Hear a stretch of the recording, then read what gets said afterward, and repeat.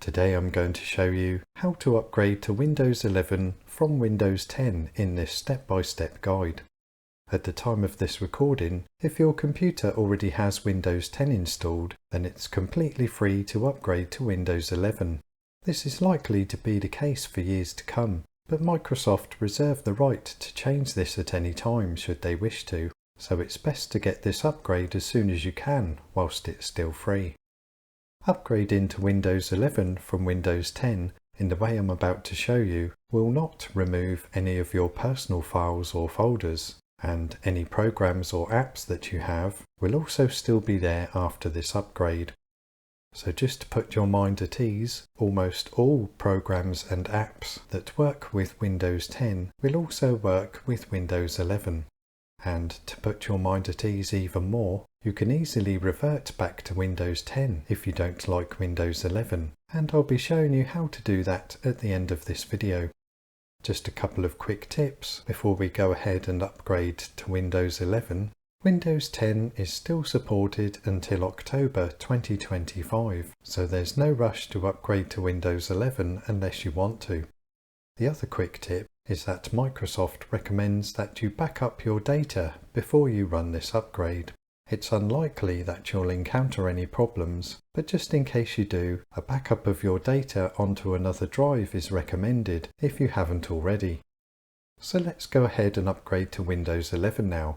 Click on Start, Settings, then Update and Security. Give your computer a moment, then you should see a message that reads, Windows 11 is ready. If you don't see this message, then try clicking on Check for Updates. This can sometimes give Windows a little bit of a nudge, which can then bring up this message.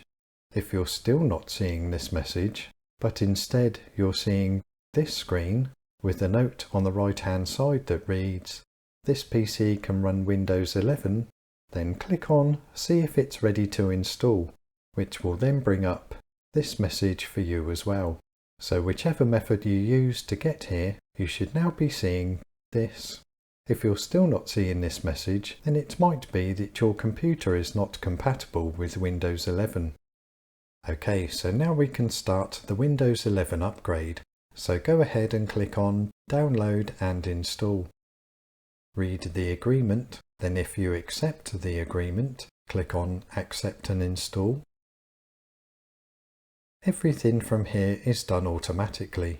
The amount of time this upgrade will take will vary from one computer to another. If you have a fast computer and a fast broadband internet service, this will likely take under 1 hour to complete. But if you have a slow computer or slow internet connection, it can potentially take several hours.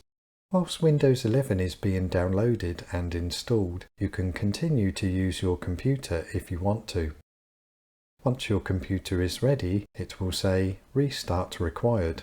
When you see this, click on Restart Now. The restart may or may not take a while, but once it's done, you then have Windows 11 installed. I have a quick tip for you on what to do once Windows 11 is installed. Go to Windows 11 Updates by clicking on Start, Settings, Windows Update. If there are any updates available, download and install them onto your computer.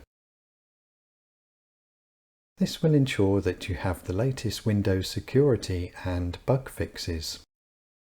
One last thing to mention, if for any reason you don't like Windows 11, you can easily revert your computer back to how it was before.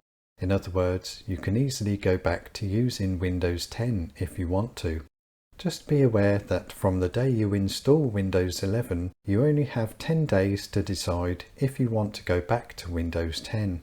So for example, if you've had Windows 11 installed for, let's say, 1 week, and you decide to go back to using Windows 10, this can easily be done by clicking on Start, Settings, Recovery, and under Recovery Options, click on Go Back.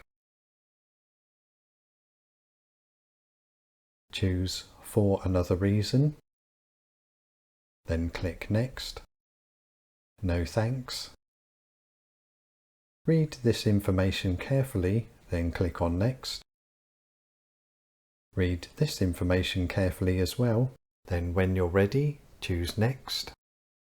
Then click on Go Back to Windows 10. Well, that's it for today. Thanks for watching. See you next time.